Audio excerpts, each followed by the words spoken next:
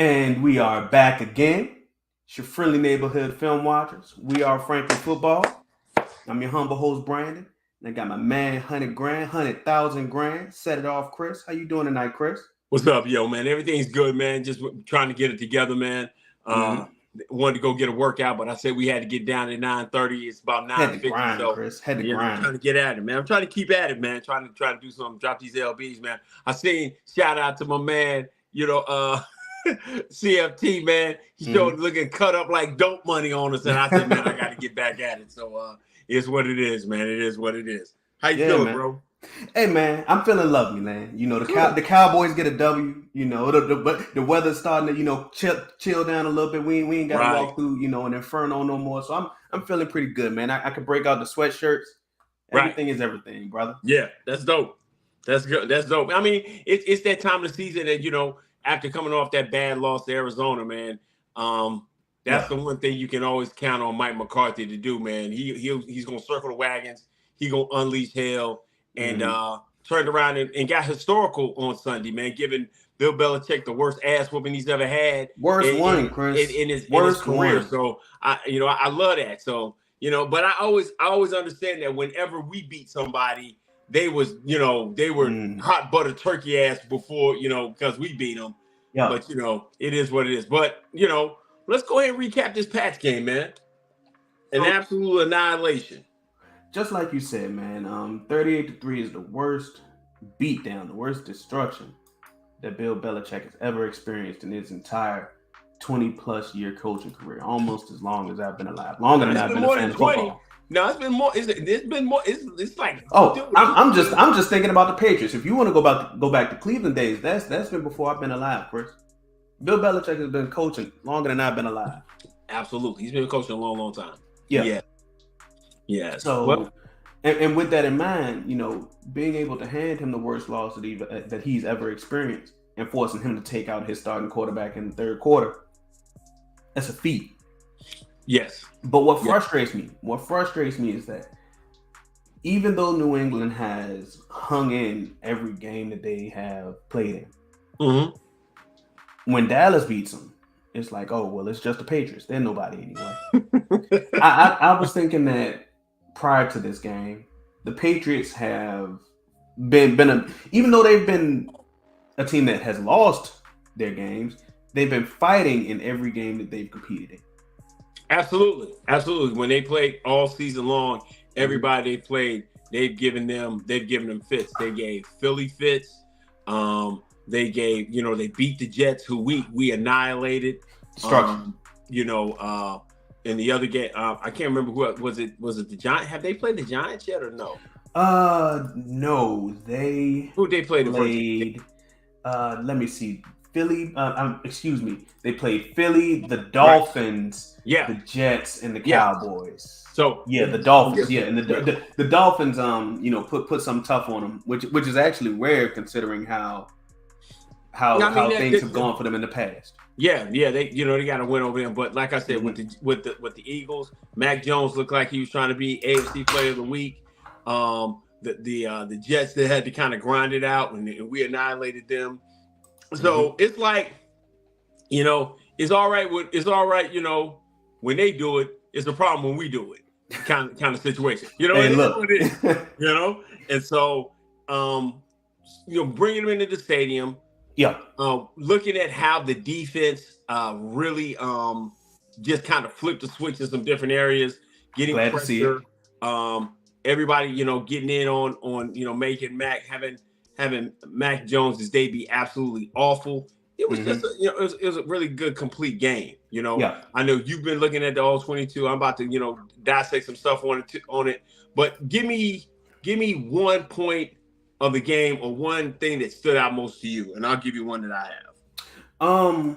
I started off early in the game, and one thing that I said, and I tweeted this, I said that I believe that we give these tight ends a little bit too long of a leash. Okay. Because one of the early plays that and I keep swatting at this gnat that keeps flying by my life. Yeah. It's annoying the crap out of me. Yeah. So that's how tight ends have been for us. Yeah. Just annoying. Yeah, just annoying. Yeah. Evil with it. Yeah. Evil with it. Yeah.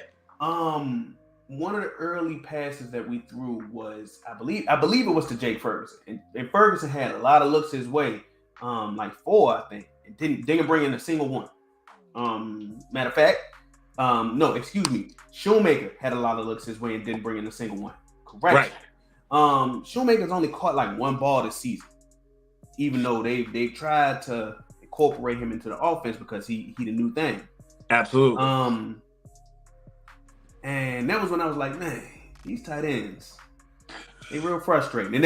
And prior to this game, really it was all of them.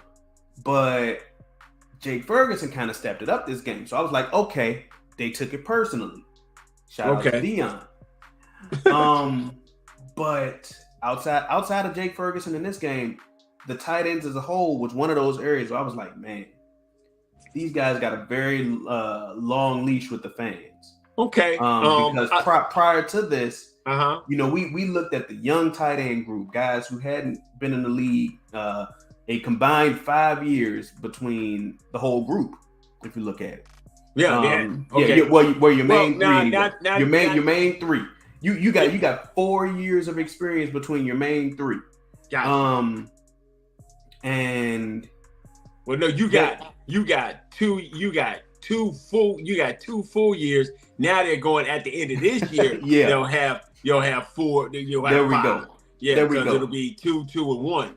But I don't think it's like a long leash with the tight ends. I think Rain is looking for them a lot.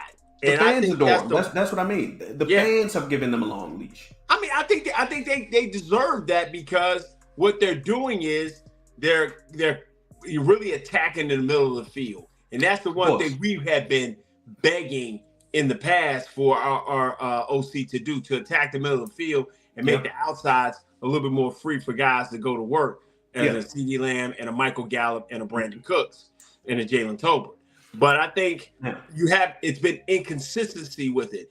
You got Jake. Jake has been doing his thing. He's been working. He's a lot more shiftier than you thought. I told you that Jake was going to be the guy. We figured because Schoonmaker came from Michigan, was the new thing. He was going to be second round pick. He was going to be that guy. I think Schoonmaker's going to need a whole year of battling with these guys. The offseason peanut butter. Shout out to our main man, Voch Lombardi. And then turn around, he'll start turning the edge.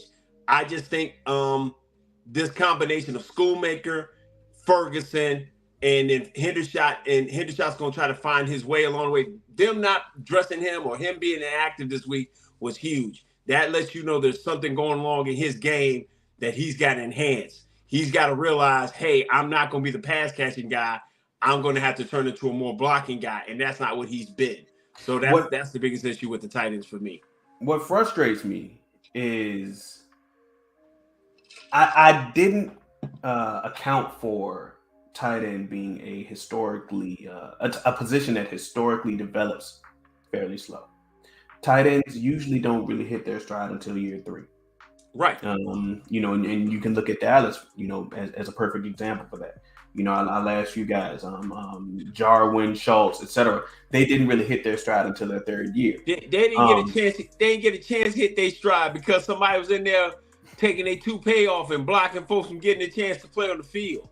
That's neither here nor there. Yeah. Blake Jarwin lost his whole career messing around with a guy who wanted to come back. Dalton, I think Dalton made the best of his opportunities, and he would have got some money elsewhere. Salute to the Dalton Schultz going down to the Texans making some money. But I think Jake is moving along where he's becoming that guy. Now we always me and you kind of put him as Baby Kelsey.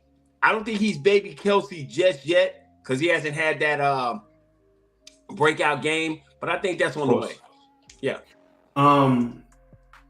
Now, with that being said, I think that Jake Ferguson has done a lot this game to make himself stand out amongst the tight end group. He is or has made himself look like that security blanket for Dak. The team in targets, obviously, hauled all of them in. So if you continue to stack performances like that, that'll A, help the team, B, help him. Absolutely. Absolutely. One of the things that I really like, because I started off with something that I disliked, of course. One of the things that I like is the guys who were featured were the top of the roster guys. You saw Michael Gallup, CeeDee Lamb, Brandon Cooks, and Jalen Tolbert. Your top 4 receivers were the guys who heavily saw targets. Tony Pollard in there too. That's your running back, but he's a running back who can also haul in a lot of receptions. Right. But your top of the roster guys were guys who mainly saw targets. Nobody else really. You didn't really see them throw out a lot of Rico Dowdle pass attempts or Deuce Vaughn pass attempts when he was out there. I'll talk about him in a minute. Yeah. Because I think that is preparation for the game coming up. You got to prepare the team for what's coming up on Sunday. Okay. And you have to figure out who's going to see the lion's share of snaps and targets. Okay. So, for example, let me give you an example.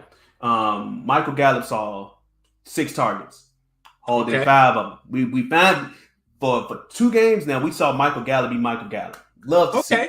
Love to see. Salute. If I could put up a proud dad meme, I would.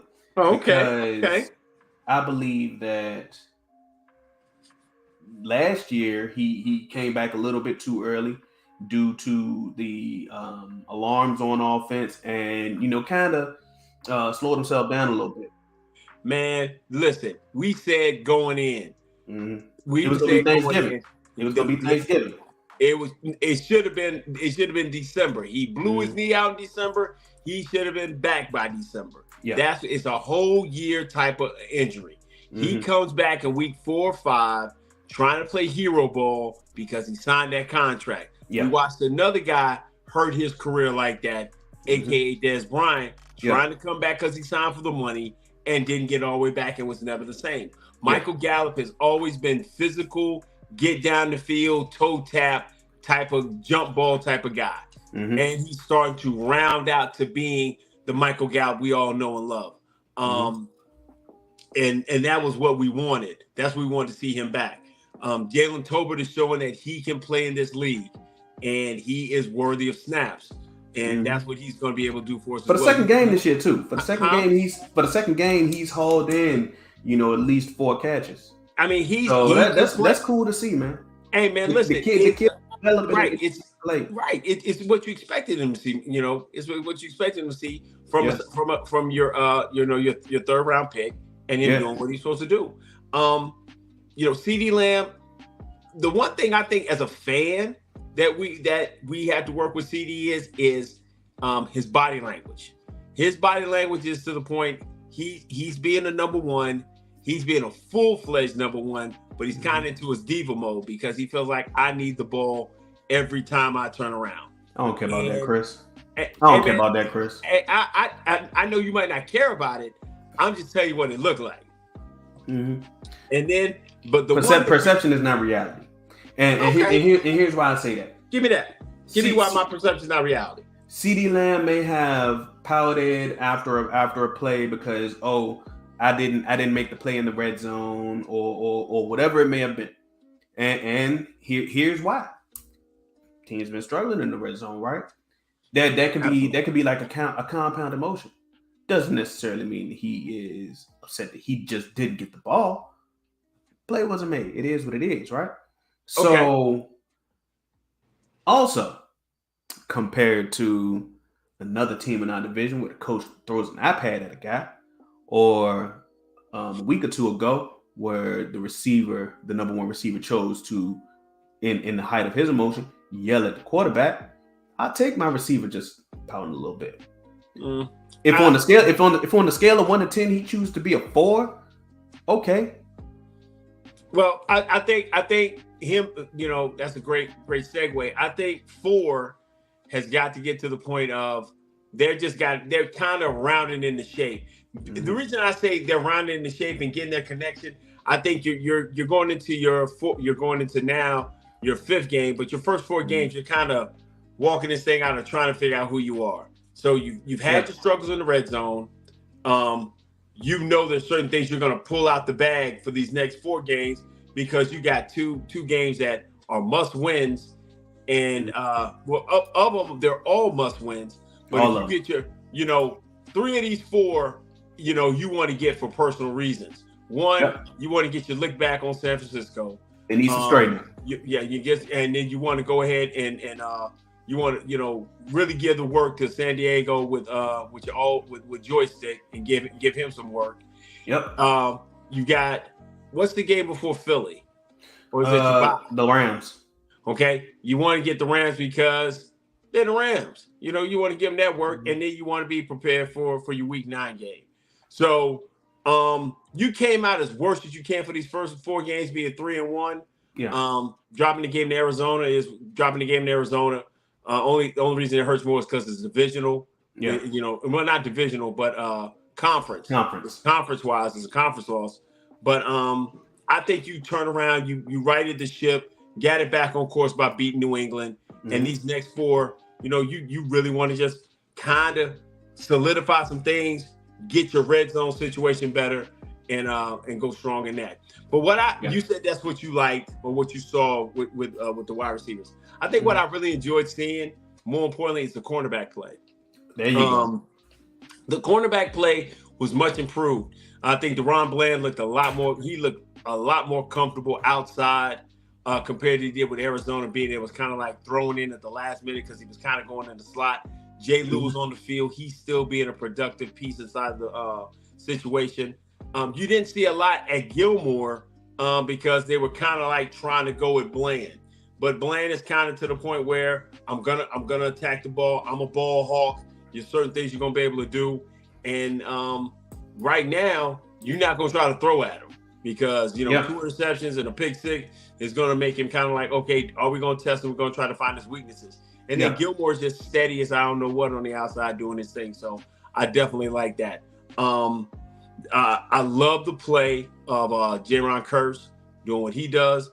Dono is just a force, man. He's a guy that you can't find a guy that reckless with his body like Dono is. Dono's gonna get in the box. He's gonna make tackles. He's gonna make you feel his presence in the game.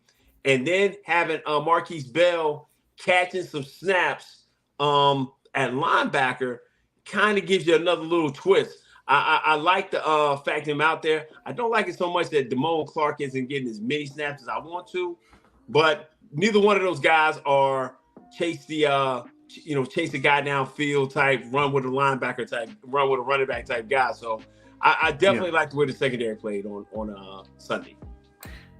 I think I like Marquise Bell just as a player right now better than Damone Clark. Here's why. Here's why. Here's why. The linebacker room as a whole struggled mightily against Arizona. And you saw one of my main gripes about Damone Clark is, one of the things that he shared with a guy that I had a major gripe for. Guy who's no longer on this team. Jabril Cox. I forgot his name for a second. He's not on this roster no more. It's like it goes out of the window.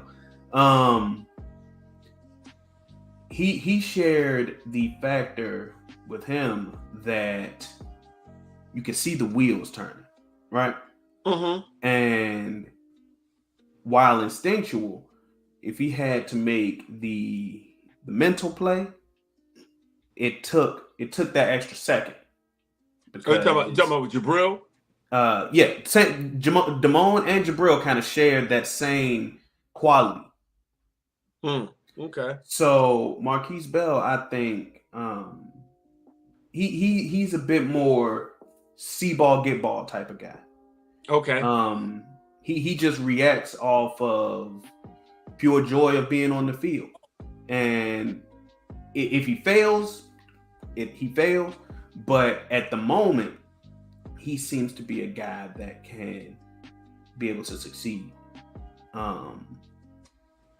And my words may not be able to capture the thought that I'm saying. You talking about for Mark? You talking about for Marquise? I'm talking about for Marquise Bell right now. I think Marquise Bell's just.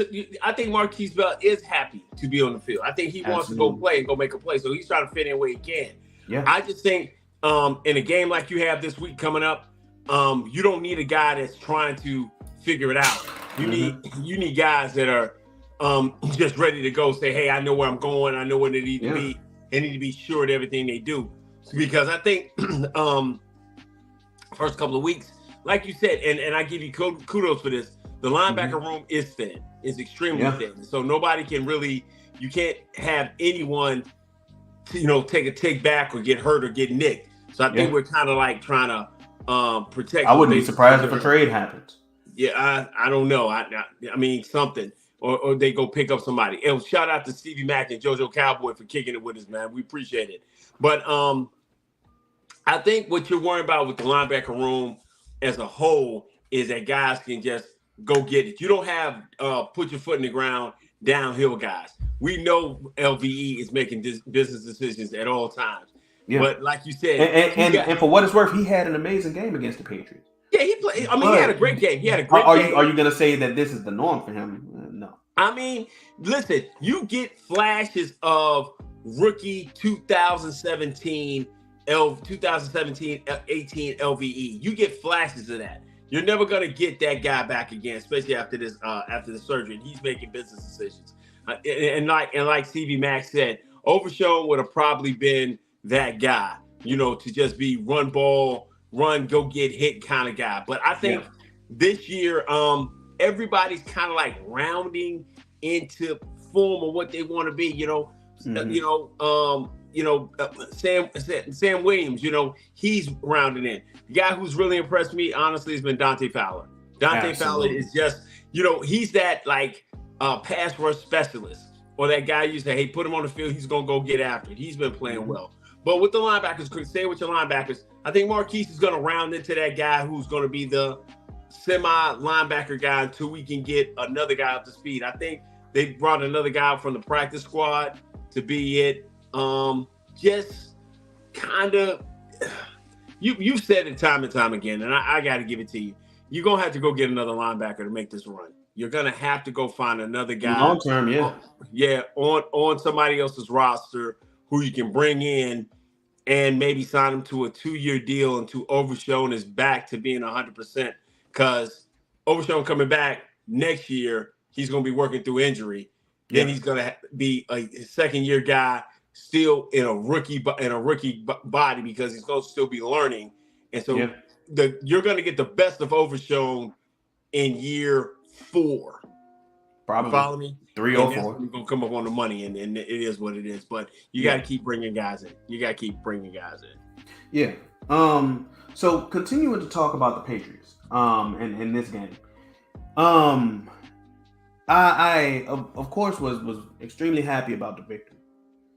I wasn't happy that when Micah Parsons got his ankle stepped on and we had a handy lead, that he wasn't just pulled from the game. How did you feel about that decision?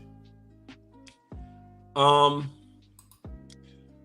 wanted to sit him too. The problem with that is Micah is the leader of the pack, and he wants to go do certain things. So he's probably been in the ice bath. He's probably been in the red blue light chamber. He's probably been getting treatment on that thing since Sunday night, and he's trying to get that thing ready. So when they got up to a certain point, you daggum right. I wanted him sat. By the third quarter, when that thing was out of reach, put him on the bench. And let other people go hunt and do what they do. So, but it's hard to sit that guy down. Yeah. And so I didn't like it. I'm with you 100%. I need him for 20 games. I don't need him for that game.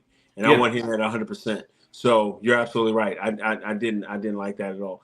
What I haven't liked, and I know this is nitpicking, and when y'all go back and look at the games, I'm looking for the nitpicky stuff that they're doing now that's not getting called, that will get called in these other games that we like, that's gonna get called. So I'm not trying to be jinx it guy, but they lined up in the neutral zone a lot against the Patriots.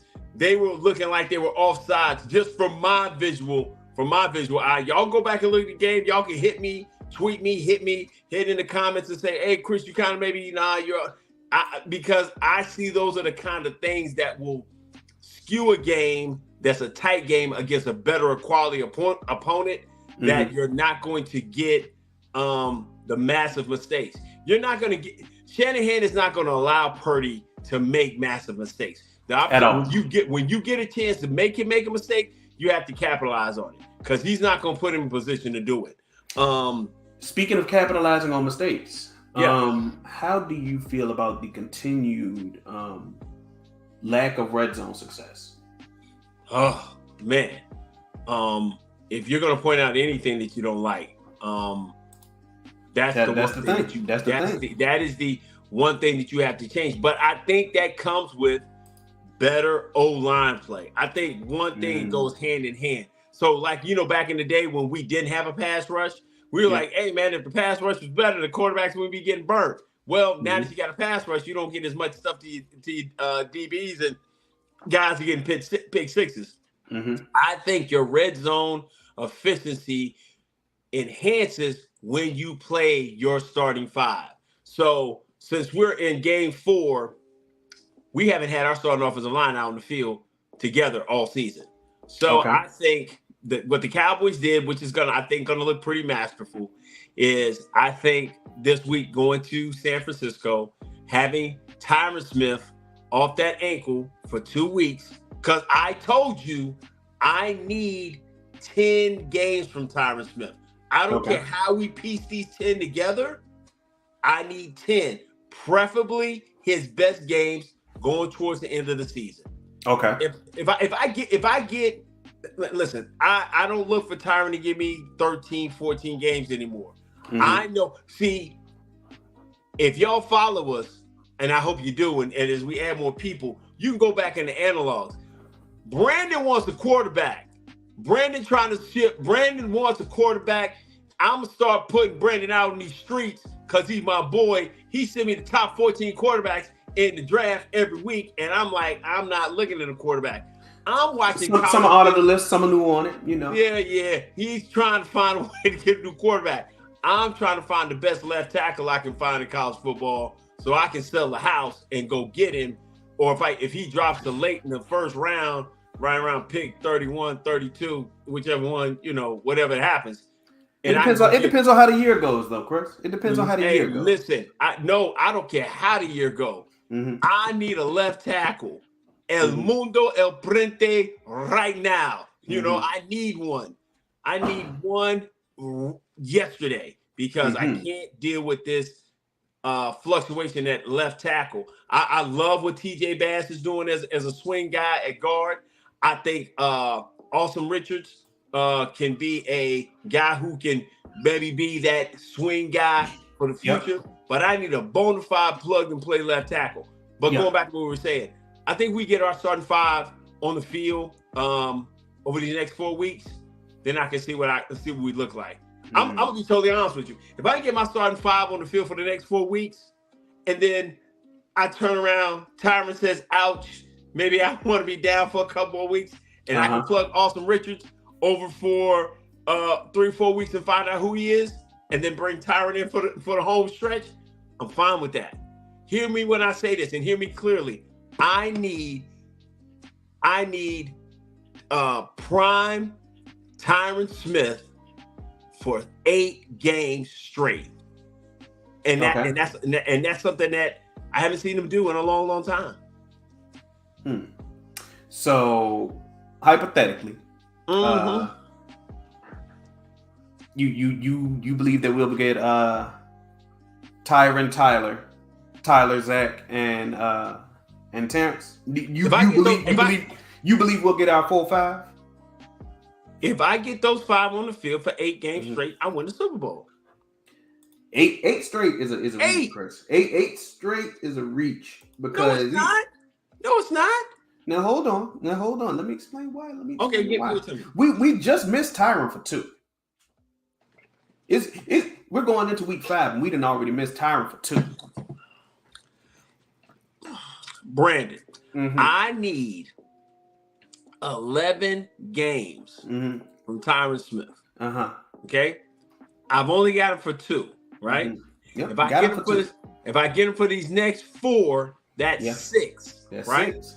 You want 8. You want 8 straight. If I can get 8 straight, I'm winning the Super Bowl without question. If I can get them for 4 straight, right? I'm in the money. So, like I said, and because we taping and we live, people can bring this back to me. You got receipts. You got them here. You've been kicking with us for 30 minutes. You got it. I'm telling you, if I get the number 1 seed, I gotta play 2 games at the crib and go to the Super Bowl. That's 3. If I need them for key games down the stretch, I gotta smack Philly again, which I plan on doing. Somebody, if I mess around and get an upstart Detroit, I think we have to play Detroit this year. I don't know if we do, if we don't, smack them around. That's when I need them. Them other games, I'm gonna find out if Austin Richards can play. And we can scheme around Chuma Adoga, and we'll figure it out and go from there. I'm just being honest. If I can get I need those 5. And if I can get these 4, that's 9, right? 10 and 11, I get my 11. That's how I piece my 11 games together. So are you saying you would just pick and choose the games where you just need him the most valuable and just take him out of the Dragon Ball Z healing pod? Listen, man, just throw him on the field for that game. Listen, I get him for these 4 weeks. I put him back in the pod. I tuck him underground somewhere, and then I send Goku or somebody to go bring him out. Next time I need to go whack somebody off, and then I put him back in the chamber and make sure he's ready to go. I'm being totally honest with you. Listen, the incentives he need to make his money, he's probably gonna miss. But if he get a championship in Dallas, you gonna be hot for a little while. You go get a Super Bowl, you'll be great forever in my mindset. Now here's the thing, Chris. Here's the thing. Them incentives, they're very incentivizing. Incentives are very incentivizing, Chris. So if a guy has one in his contract that says that he has to play X amount of games, more often than not, he may want to do so. I don't give a damn what he want to do. Jojo, I know you laughing at me, but you know what I'm saying. I need him for 11 games. That's what I need him for. I already got 2. I know he can be Tyron. He can be a demigod. I've seen him do that. So these next 4, I need him to be him. Then I need to stuff him to the side. Right? That's 9 games. 10, 11. I got 9 games down. I got 7. I got 8 more to go. Right? I've got to find out how Awesome and Adoga do. They get me through 2 or 3 games, right? Maybe and figure it out and get that going. Everybody stay healthy. Maybe I can sit another week where I can get a full game out of TJ Bass and keep it going. And I need everybody ready to go for the playoffs. I get what you're saying. You only pull them out, in the games where it matters. Listen, man. You only air them out in the games where you got an outfit. You got an outfit that you keep for that time when you gonna kill them. You sit it out like the first day of goddamn school. Y'all know what I'm talking about. You look at it and be like, "Oh, I'm gonna kill him when I go through the halls." That's how I look at Tyron Smith. I need to be able to pull him out like that. But I also want to find out what I have in Austin Richards. I want to find out what I have in TJ Bass. I want to see what I need to do with Chuma Adoga. If I got to move him back, what I got to do in those parts, so that, God forbid, anything happen to anybody else, anything happen to Tyler, anything happen to Zach, if something happened to Terrence, because Quad be kept, Terrence still playing like second best, second or third best offensive lineman on this team. My boy Terrence. He's balling. I apologize, Terrence. Man, we're not gonna hold that against you. We ain't gonna hold that against you. I've grown, you know, but it is what it is. But he gets a good boss fight this week too. So it is what it is on that. Going back, segueing over to San Fran, Chris, because I do want to talk about this a little bit. This is and I'm glad that you used that terminology. This is kind of like your first real boss fight of the season. You know, you came in with a divisional match, but it was New York, right? We've always beat New York. You know, then you had some games where people would look at as weaker opponents. You know, that's progressing through the games a little bit. And now you're playing San Francisco. That's looked at as like, the first big boss fight in the game per se. Okay. You play video games, you progress through, and then you got the first big boss fight. You got to right. You got to make sure your equipment right. You got to make sure that you're leveled up. Yeah, right. You got the first big boss fight. What do the Cowboys have to do in order to make sure that they are equipped for this boss fight? Well, because me and you haven't really looked through the film about what we need to do, because it's always like this for us, no matter how it pans out. What do you mean? If we win, then it's like we have to win a certain kind of way. I never thought that a professional football team would have to have style points in winning a game. So we have to beat San Francisco without Brock Purdy making any turnovers. We got to go into their building. We got to bludgeon them to make it seem like we've done that. And then even if we do, they'll say, well, it's early in the season. It don't matter. It's a regular season game. It don't matter. You know what I'm saying? If we win. If we lose, they can't beat them. Same old Cowboys, this, that, and the third. So it's always a lose-lose situation with us. Well, that's what we talk about with quarterbacks. No matter how it is, it's a lose-lose situation for Rain. So I just think look at this as a progression. I look at this. We've had 4 games. We had a hiccup, kind of made some adjustments. I just want us the next 4 games to get more efficient in the red zone. My defense is already playing at a super duper high level.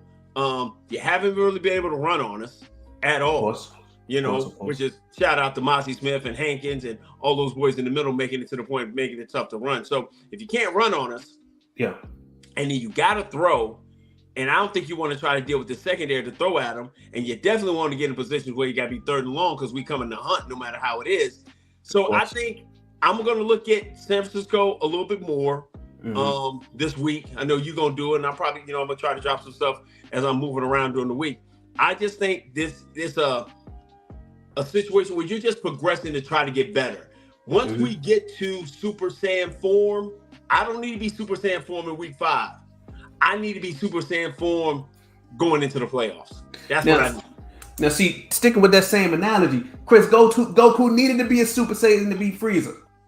If we sticking with the Dragon Ball Z analogy, Chris, Goku needed to be a Super Saiyan to beat Frieza. He tried to give him the normal hands. He tried to throw the spirit bomb at him. That didn't work, Chris. But Goku needed the hair to be yellow, Chris.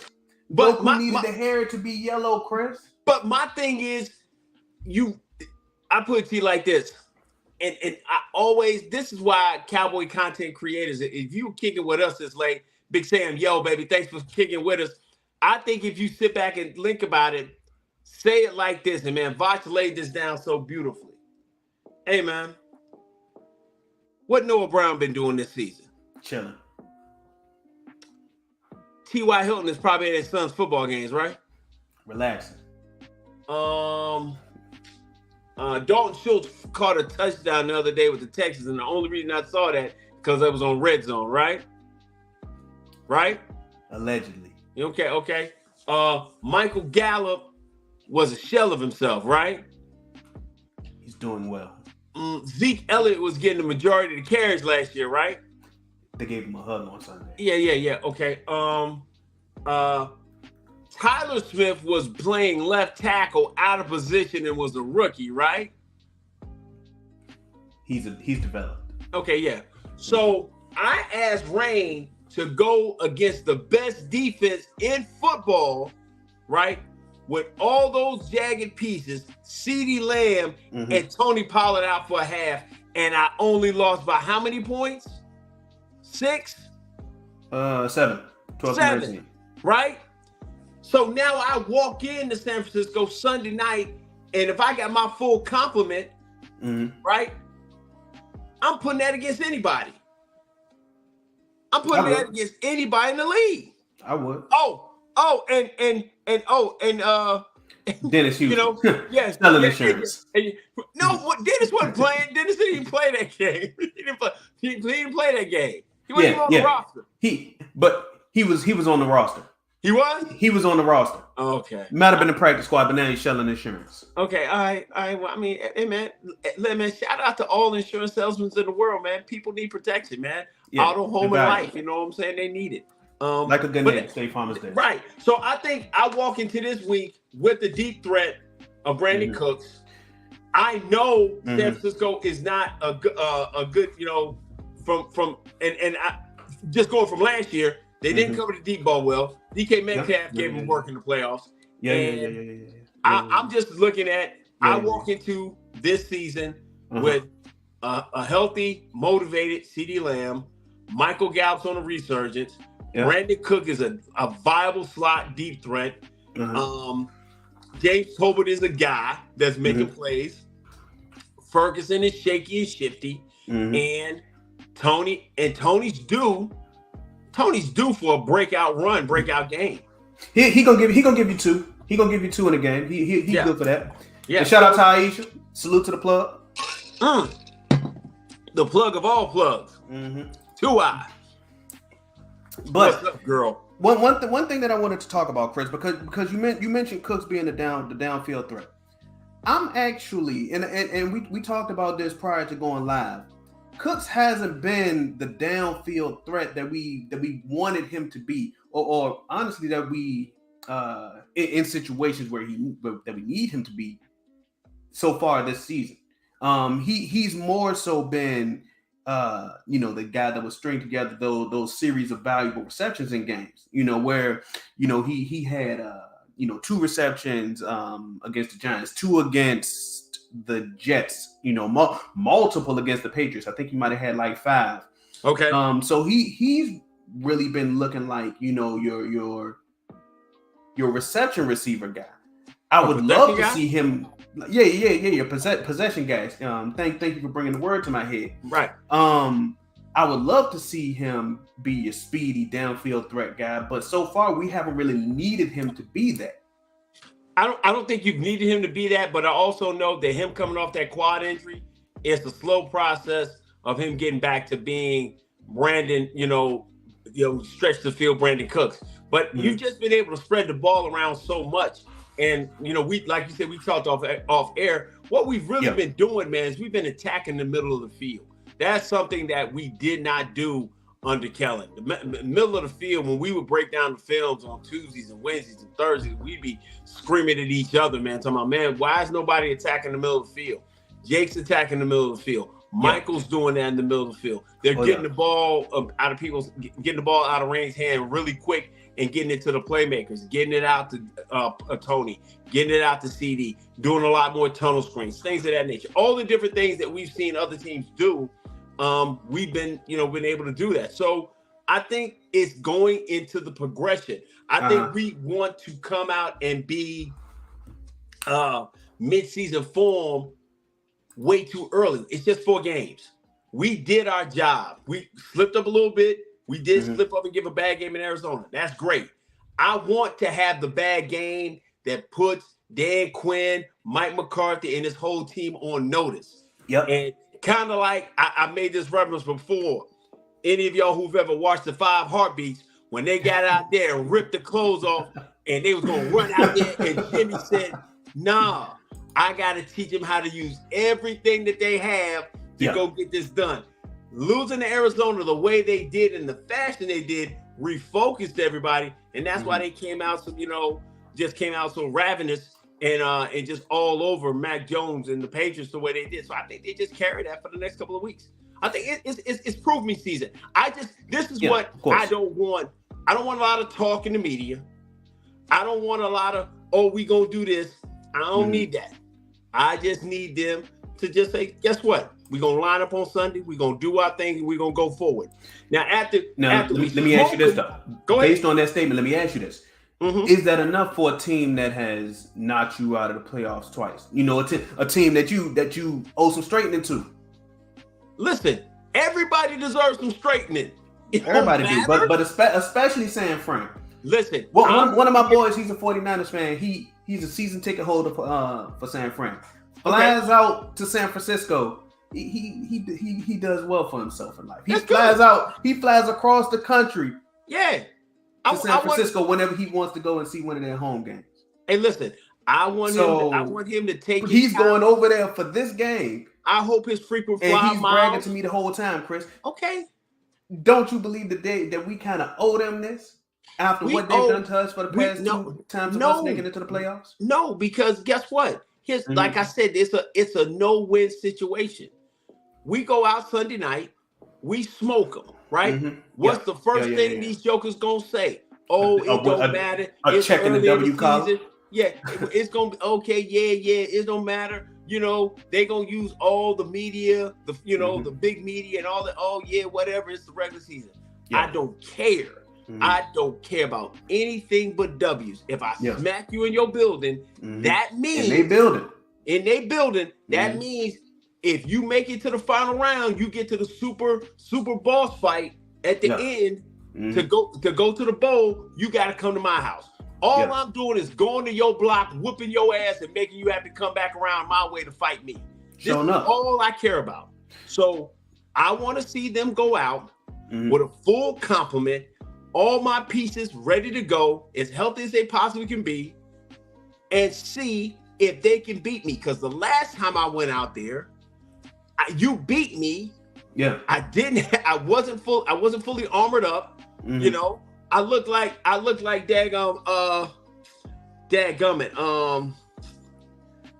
Oh my God. Come on, bring it together, Chris. Bring it together. I look like when in Troy when Achilles came out was yelling, and he was yelling for my man yelling to come out and fight him. Yeah. And he came out and I wasn't at my full strength. Yeah. I wasn't at my full strength. So that's my thing, man. I just want to be full strength to go out there and find out what we can do. Absolutely, bro. Absolutely. I believe that it's a little bit more than that. I think that things get taken personal. I think that this is one of those situations. It kind of goes beyond the divisional games because these things happened in the playoffs, right? So when you get a chance to see them in the normal season, this works as a barometer for who you really are. Then San Francisco being the team that knocked you off, just less than a year ago, in January or February, whenever the game was, I believe it was in January, late January. This kind of serves as validation for the team to say, we've arrived. So, especially for the guys that were here last year, the guys who have just arrived, on the team, through this offseason, the draftees, of course they have something to prove, but the guys who experienced that loss last season, this is their chance, since I believe that we have an on paper stronger roster than we did last season, this is their chance to say, we are one step further, or at least one step further than we were last season. Okay, so you're saying for the guys who lost last year, you get to go in their building and you beat them. That says okay, it's validation. I don't listen. I don't look at it as being validation. I think you went in there hampered. Yeah, bro, you had. Do you think they care about being hampered? Do you think they care about being hampered? Nobody cares about being hampered. But this is what I say. If I go into a fight and I am down to one playmaker. Yep. I'm down to one. I went to the game with two. I was handicapped because my OC was not situationally sound. I got a better OC. Got him out of here. I've upgraded my OC. My weaponry for my quarterback is better. I ain't running out there with T.Y. Hilton, Hamper Michael Gallup, C.D. Lamb, Zeke and Tony Pollard ain't in the game in the second half. So I got a better complement. The only guy I'm really kind of worried about going into this week is I hope Rico Dotto is able to go for Sunday night because he had a little bit of a hip thing. And that's the only guy I'm really worried I'm glad you brought that up. Let me write this name down. Yeah. Put Rico down. Oh, Rico. And then I just care about if my offensive line is 100% full strength. If my offensive line is 100% full strength, I'm fine. If I can get Tyron through the game, because he's been out for 2 weeks, I'm fine. Mm-hmm. And I truly, honestly believe that was one of the things. Hey, listen, these 4 games right here, we got enough people that we trust to be able to get us through that. Now, I need you ready for these next 4. Mm-hmm. And you want your money. I hate when they play with folks' pockets, but I think they did the right way. Hey, these next 4, you need to be hot and ready. Mm-hmm. So you brought up Rico Dowdle.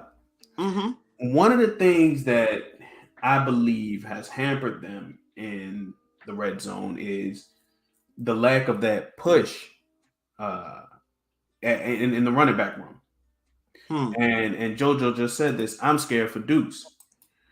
Deuce Vaughn obviously, is a subtraction when it comes to the size. Tony Pollard, historically hasn't necessarily been through the tackles running back.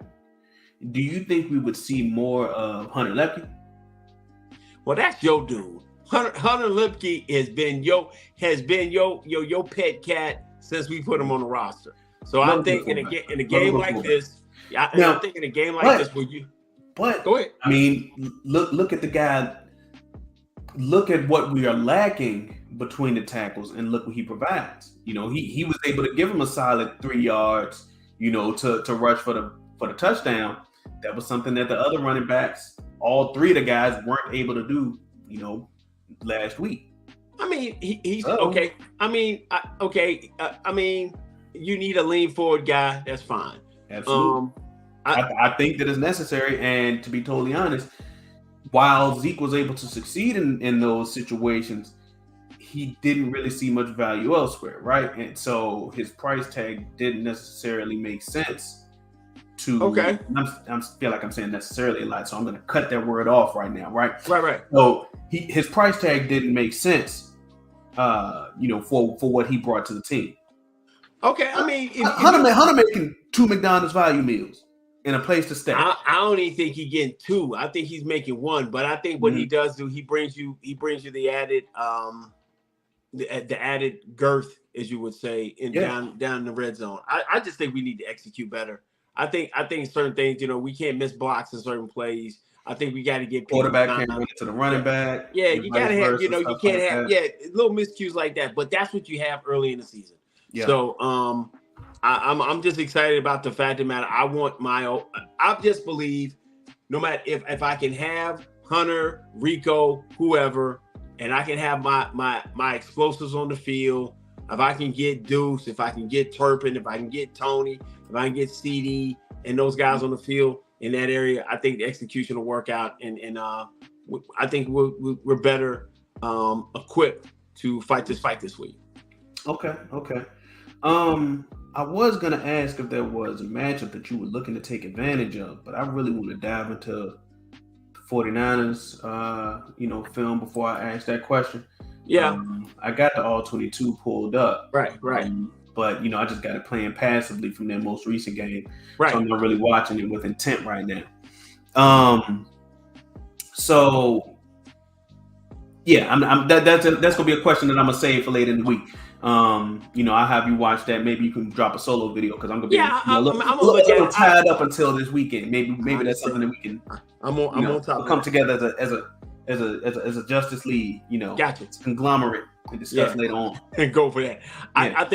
I think going into this week, I'm gonna go with what I've always figuratively always said, go find the scrub. We go find the scrub and we beat the scrub. I think their front seven is always gonna be magnificent.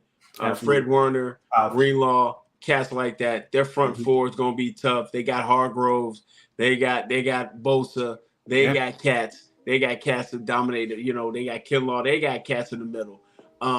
So I think you work where you can find the scrub at. I like that boss fight with my guard center guard situation. I think we can handle that. I definitely think we can handle on the outside, especially when we're at full strength. So if I get time, I can beat them over the top. I don't think they got the cornerback play that I'm worried about. Honestly, I think they rely basically on that front seven of being a menace, and their cornerbacks are suspect. But I'm gonna go look a little bit more in detail this week to make sure I'm gonna put out on Twitter my scrub of the week, and that's gonna be who I'm looking to pick on this week. Yeah, man. I just you of course have to have your offensive line in full strength. That's going to be one of your main concerns, because their front seven is their strength. So you want to match your strength versus your strength. Yeah. But like they're only able to rush forward, and find success, that's going to make things a lot harder for you. Give them reasons to bring another guy down. Had to bring another guy. Oh yeah, but I think with the way the offense is set up now is that they're going to kind of work where they're going to make guys run sideline to side. You're not going to be able to sit back and just rush forward and think you're going to be able to cover everybody. And if we're at second and short, second and manageable, third and short, then that's what, like JoJo said, that's the reason Cooks is here. Cooks has been working, getting himself back in kind of top shape. And that's why you brought him here to really stretch the field. And that's where I think, we really make our hay this week. So I'm looking for Rain to be, surgical, and do his thing. Yeah.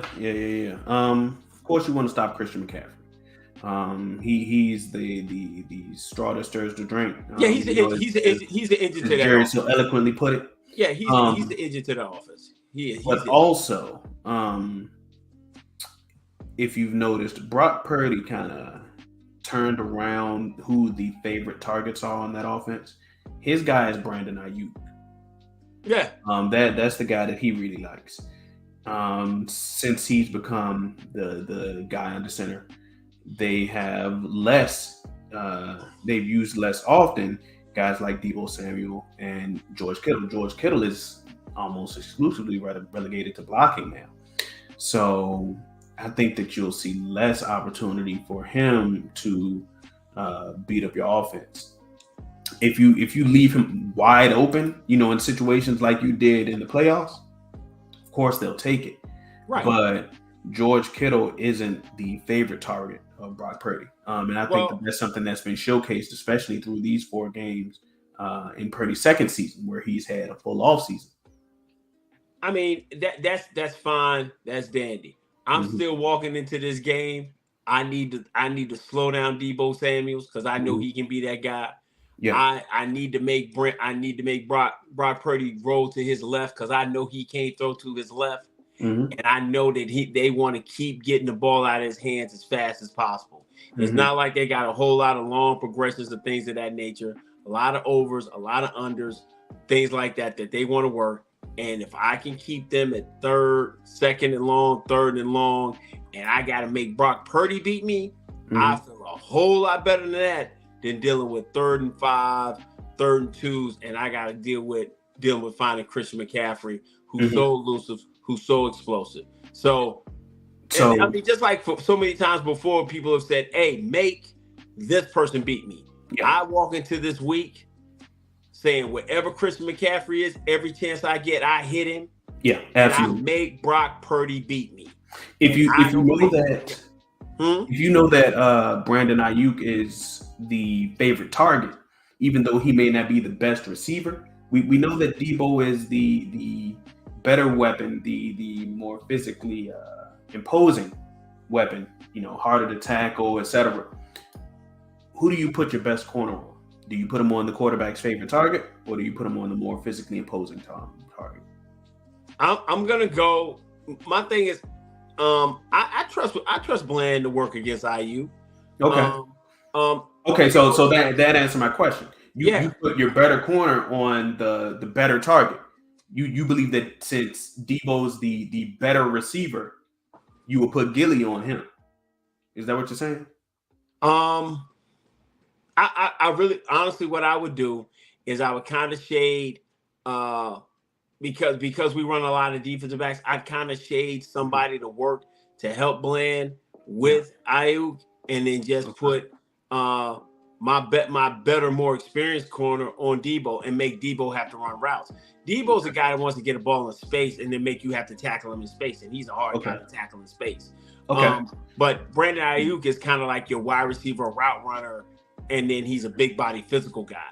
So I'm going to go ahead and let Bland do that because Bland is a really good cover corner. I think what he showed last week was that even as a cover corner, I can kind of work with my back away from the quarterback and still be able to do certain things. So I like Bland in that matchup with Ayuk.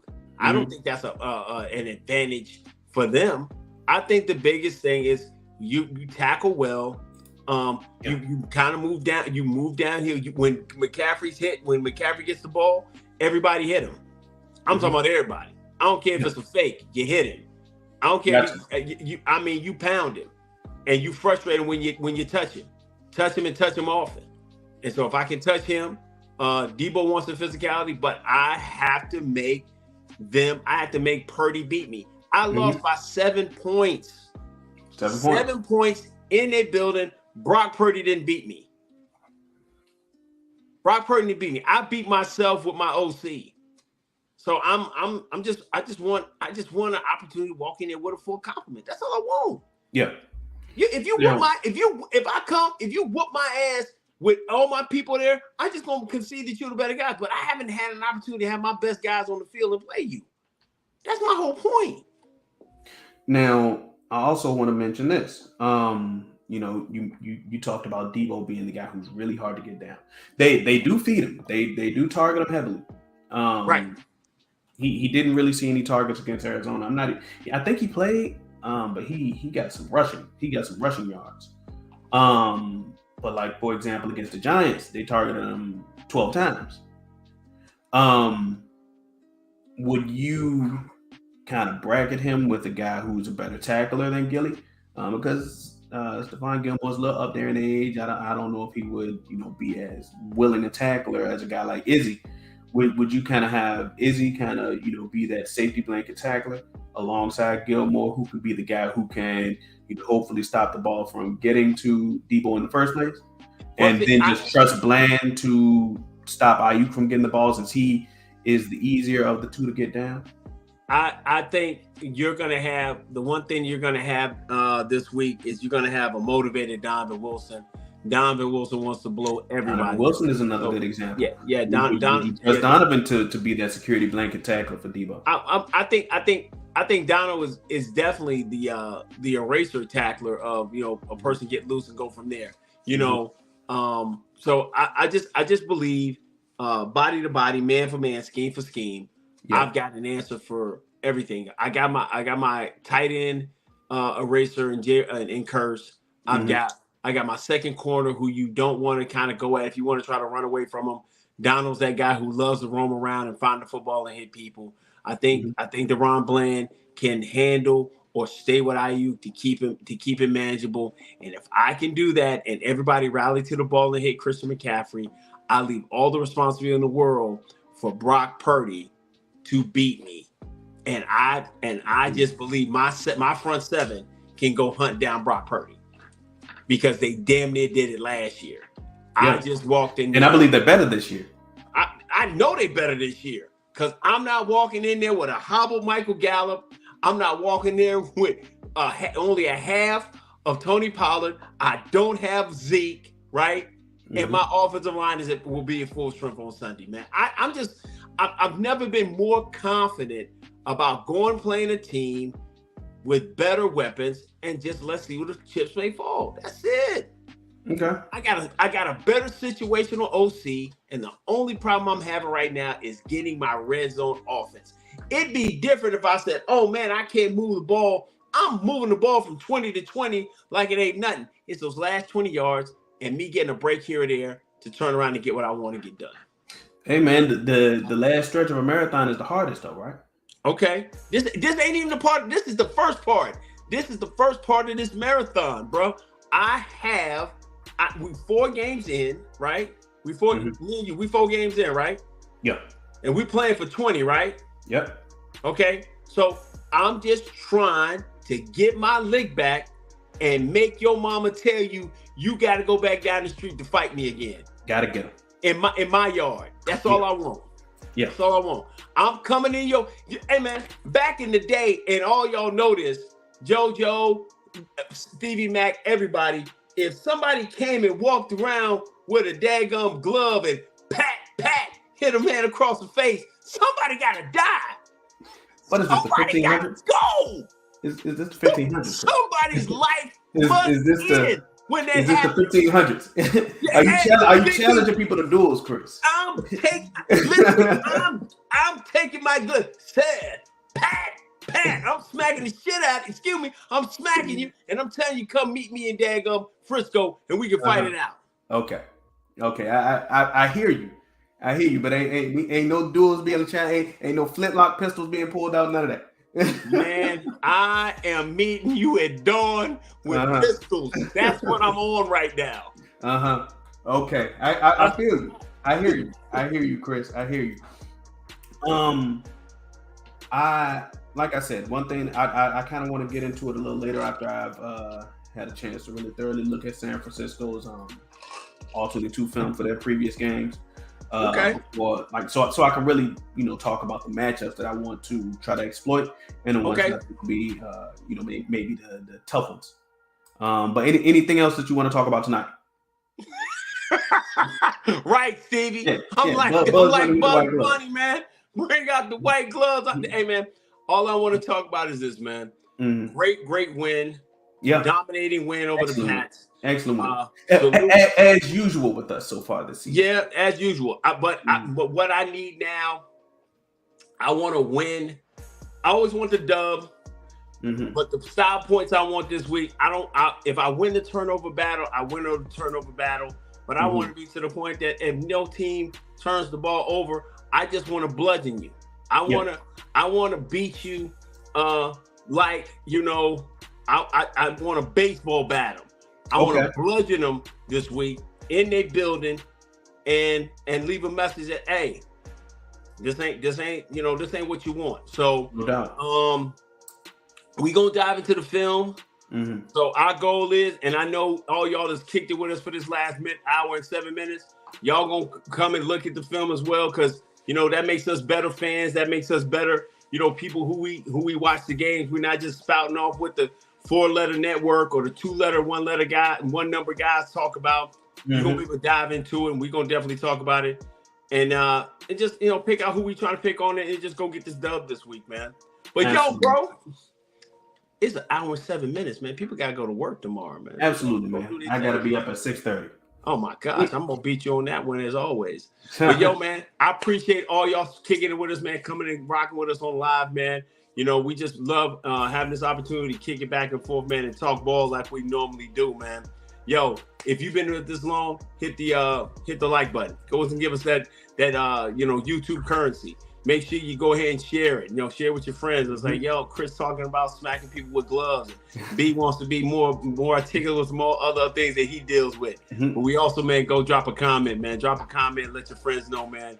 You got 2 guys who love football, who definitely love the Dallas Cowboys, man. And we talking that talk all the time, anytime you get a chance to do it, man. Hey, man, I watched The Flash the other day. Yeah. I think I want to be the Flash, man, because that just kind of like turn the clock back. But I'll be relegated to Batman because I like being the rich guy. So you like the Michael Keaton Batman that was in the movie? Man, my favorite Batman. I've always I always liked the original Batman. I like him. I like Michael Keaton. I like him better than anybody else. George Clooney's that old cool, but since I got the gray going, I'm gonna be the George Clooney Batman. Just real suave and kicking in the background. But you're the Superman of this game, man. So we combine together, man, the end of the Justice League, and we are basically known as Frankly Football, man. And until next time, family, man, we'll talk to y'all later. Peace.